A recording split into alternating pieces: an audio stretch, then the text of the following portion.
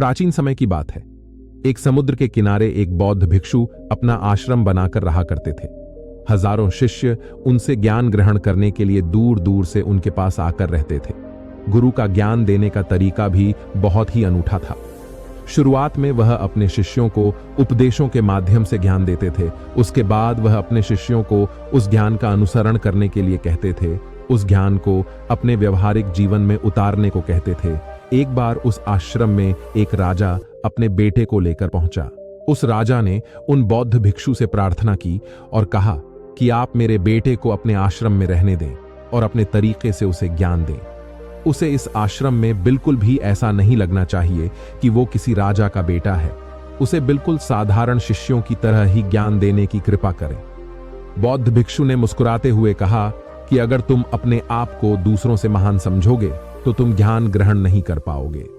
अगर तुम्हें ज्ञान ग्रहण करना है तो तुम्हें दूसरों की तरह अपने आप को साधारण समझना होगा।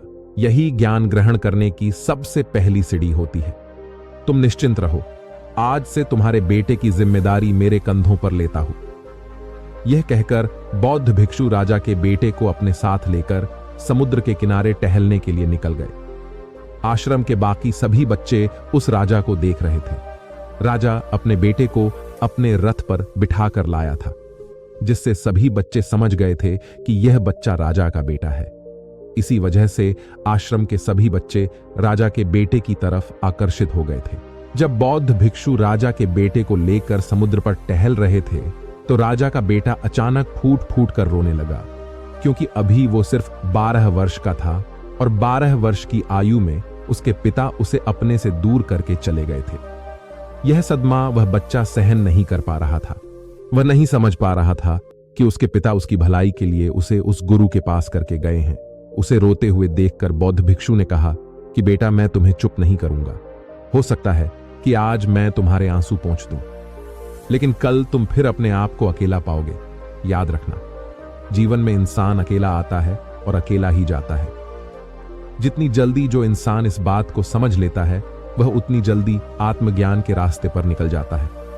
गुरु ने अपनी बात आगे बढ़ाते हुए कहा कि जो इंसान अकेला रहना सीख लेता है, वही खुद से प्यार कर पाता है, और जो खुद से प्यार करना जानता है, वह किसी के भी जाने का अफसोस नहीं करता, क्योंकि वह खुद से ही प्यार करता है। धीरे धीरे तुम आश्रम के माहौल में ढल जाओगे। शुरुआत में तुम्हें समस्या है, लेकिन कुछ दिनों के बाद तुम इसे आत्मसात कर लोगे। उसके बाद तुम्हें यही जगह बहुत अच्छी लगने लगेंगी। ये जगह तुम्हें अपने महल जैसी लगने लगेंगी। संध्या हो चली थी। समुद्र के दूसरे छोर पर सूरज छिपने लगा था और अपनी लालिमा पूरे आसमान में बिखेर रहा था। बहुत ही सुंदर दृश्य था और बौद्ध भिक्षु शिष्य को अपने साथ लेकर आश्रम में वापस लौट आए। उस शिष्य को भी सांत्वना मिली, क्योंकि गुरु की आंखों में एक अभूतपूर्व शांति झलक रही थी, और जब हम किसी एकांतवासी गुरु की आंखों में वह शांति देख लेते हैं तो हमारे हृदय से भी सारा भार हट जाता है, मन एकदम निर्मल हो जाता है। जब राजा का बेटा रात्रि का भोजन करने के लिए भोजन कक्ष में पहुंचा तो आसपास के सभी शिष्य उसके पास आने लगे। उन सभी को पता था कि यह राजा का बेटा है, और अगर हम इससे दोस्ती कर लेते हैं तो उससे हमारा बहुत फायदा होने वाला है। यही सोचकर आश्रम के ज्यादातर शिष्यों ने उसे घेर लिया था। बस कुछ बच्चे जो अकेले रहने का महत्व समझते थे, जो दिखावे में विश्वास नहीं करते थे, वो उस राजा के बेटे के पास जाने की बजाय अपना पूरा ध्यान खाने पर लगा रहे थे और एकांत में बैठकर अपना भोजन कर रहे थे। कुछ दिनों के बाद राजा के बेटे की आश्रम के ज्यादातर बच्चों के साथ दोस्ती हो गई। अब वो आश्रम में उन बच्चों के साथ घूमता, उन्हीं के साथ अपना ज्यादातर समय बिताता था। आखिरकार वह राजा का बेटा था, सुख सुविधाओं में पला हुआ था। आसपास बहुत से दास और दासियां होते थे। आसपास अपने मित्रों से घिरे होना, वही दिनचर्या उसने आश्रम में भी अपना ली थी। ऐसा नहीं था कि बौद्ध भिक्षु को यह सब पता नहीं थी, पर बौद्ध उसे अलग तरीके से ज्ञान देना चाहते थे। बच्चों को ज्ञान आप उपदेश देकर नहीं दे सकते, उन्हें साक्षात्कार कराना होता है। उसके बाद उन्हें वह बात समझ आती है जो आप समझाना चाहते हैं। गुरु को यह बात पता थी कि अगर मैं इसे बोलकर बताऊंगा तो यह कभी समझ नहीं पाएगा। मुझे इसे दिखाना होगा। इसे एहसास कराना होगा कि अकेले रहकर तुम अपनी शक्तियों को जान पाओगे। यह सीख देने के लिए गुरु एक दिन उस शिष्य को अपने साथ एक ऊंची चोटी पर ले गए। चोटी पर पहुंचकर गुरु ने उसे शिष्य से कहा कि अब तुम्हारा ज्ञान पूरा हो चुका है, बस एक आखिरी रात तुम्हें यहां पर बितानी होगी। उसके बाद अगले दिन शाम को मैं तुम्हारे राजमहल में तुमको पहुंचा दूंगा। वह बच्चा तो यह सुनकर बहुत खुश हो गया कि अब मैं वापस अपने राजमहल चला जाऊंगा, फिर से मेरे दास और दासियां, सारी भोग की वस्तु मेरे पास होंगी। उस शिष्य ने गुरु से पूछा कि गुरुजी, मुझे आज रात आप यहां चोटी पर क्यों रहने को कह रहे हैं? आखिर मुझे कौन सा आखिरी ज्ञान यहां से मिलेगा? गुरु ने मुस्कुराते हुए कहा कि यहां पर चट्टान के पीछे तुम्हें छिपकर बैठना होगा।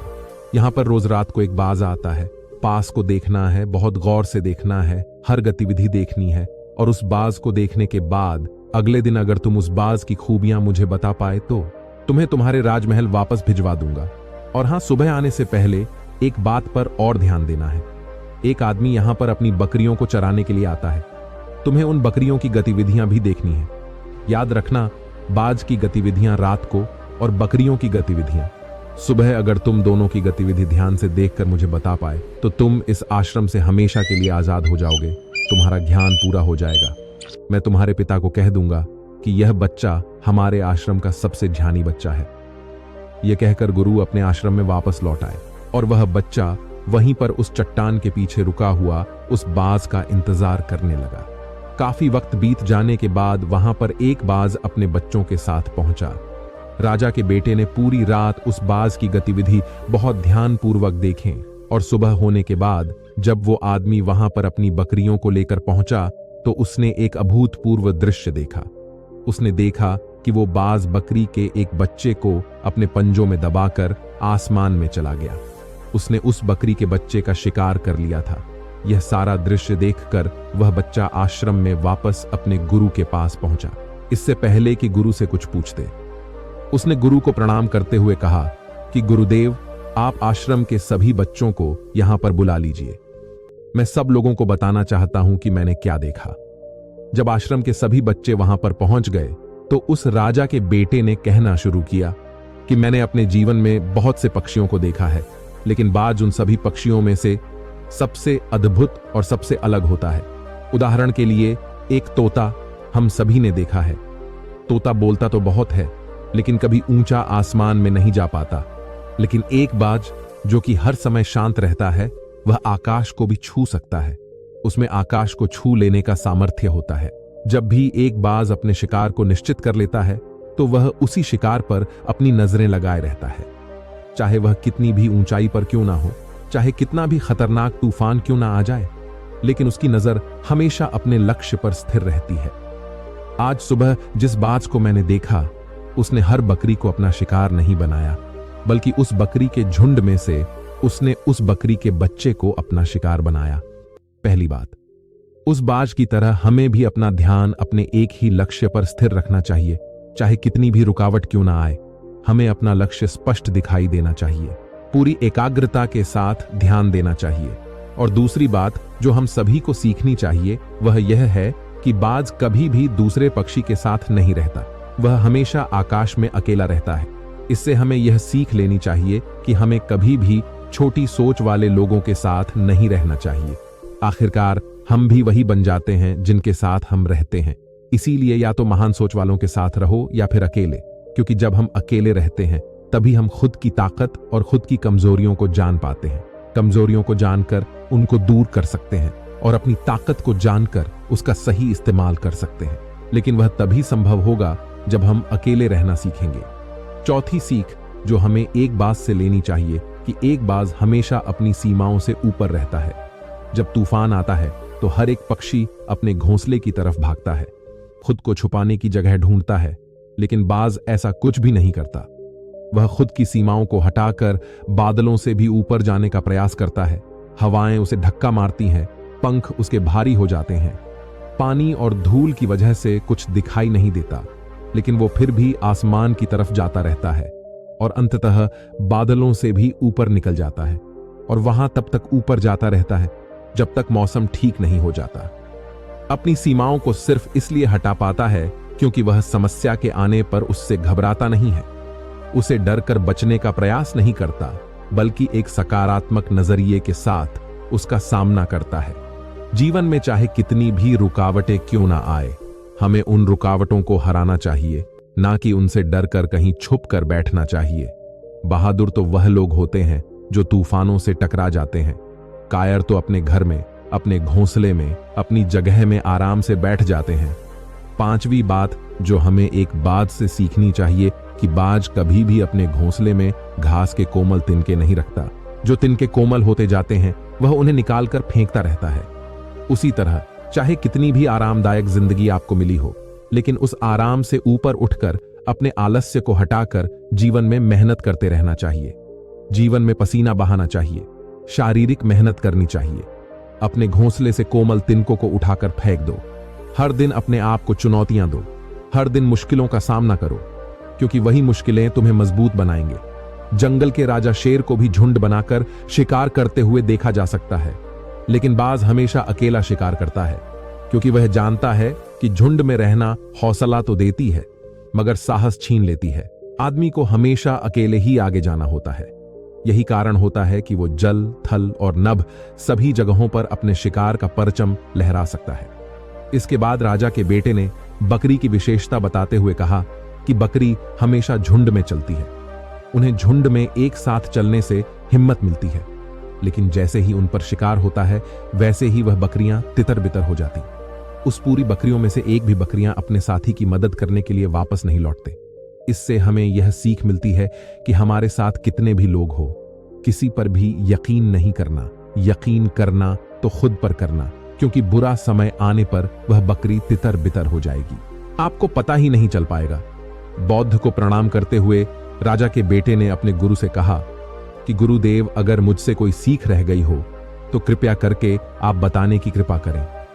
गुरु ने सभी बच्चों को संबोधित करते हुए कहा कि यह सभी बातें जो अभी इस बच्चे ने बताई हैं सब सही है, लेकिन यह सारी खूबियां आप लोगों में तभी पैदा हो पाएगी जब आप अकेले रहने का अभ्यास करेंगे। आपने देखा होगा कि बाज कभी भी किसी दूसरे पक्षी के साथ नहीं रहता, ना ही किसी के साथ अपनी दोस्ती बनाता। वह आसमान में अकेला रहता है, और अकेला रहने की वजह से वह अपनी ताकत और अपनी कमजोरियों को जान पाता है। इसके बाद गुरु ने अपनी बात खत्म करते हुए कहा कि मैं आज रात इस राजा के बेटे को इसके राज्य महल में पहुंचाने के लिए जा रहा हूं, क्योंकि इसकी सीख यहां पर पूरी हो गई है। और यह कहकर बौद्ध राजा के बेटे को राजमहल की तरफ ले जाते हैं। तो दोस्तों, आशा करता हूं आपको यह वीडियो पसंद आई होंगी। पसंद आए तो वीडियो को एक लाइक और चैनल को सब्सक्राइब करना ना भूले। धन्यवाद।